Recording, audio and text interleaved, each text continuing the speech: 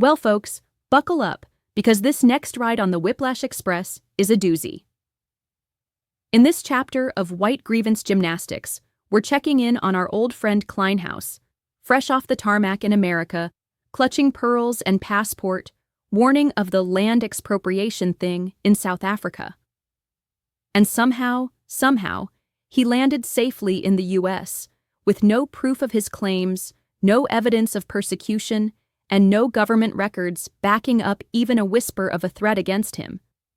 Now, let's set the stage. South Africa has passed the Expropriation Act, a law that allows the government to take land without compensation in limited and legally defined circumstances. Specifically, land that's been unused, abandoned, or acquired unjustly. Sound familiar? It should.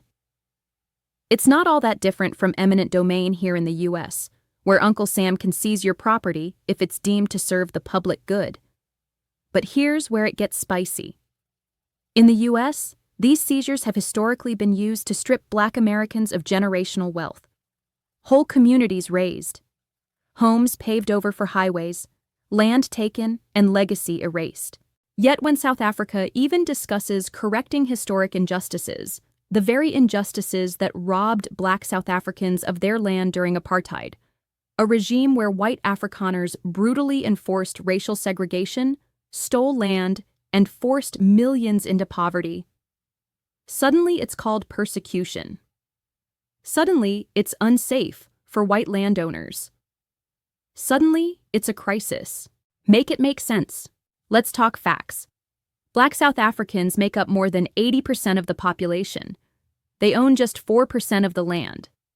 That's the math apartheid left behind. Land was taken during a century of forced removals and racist legislation. It was not sold. It was stolen, without compensation. And now, the Expropriation Act dares to nudge the pendulum in the opposite direction. But here comes Kleinhaus, telling a journalist at the airport, "I never expected this land expropriation thing to go so far." Yet when pressed, South African officials say the law hasn't led to a single land grab. Not a one. Minister in the presidency Khumbudzo Ntshavheni told Al Jazeera, "The people of South Africa have not been affected by the expropriation of land. There's no evidence.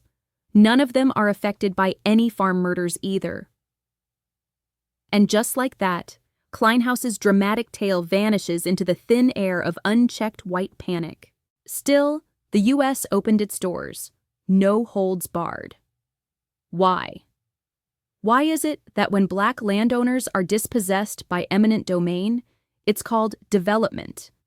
But when white landowners face similar laws, it becomes oppression? Why does justice for Black people always trigger an identity crisis in white conservatives? Why are we welcoming folks like Kleinhaus, with no evidence of harm, no legal persecution, and no accountability, into a country that routinely slams the door on actual asylum seekers? Let's be real. This isn't about land. It's about power. It's about who gets to cry victim loudest and who the system chooses to believe.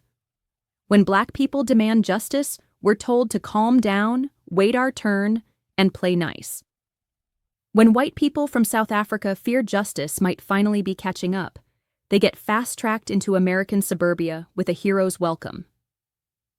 We introduced Kleinhaus in a previous installment as a case study in fragility dressed as bravery.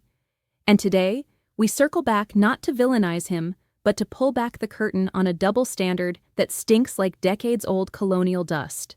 Make it make sense.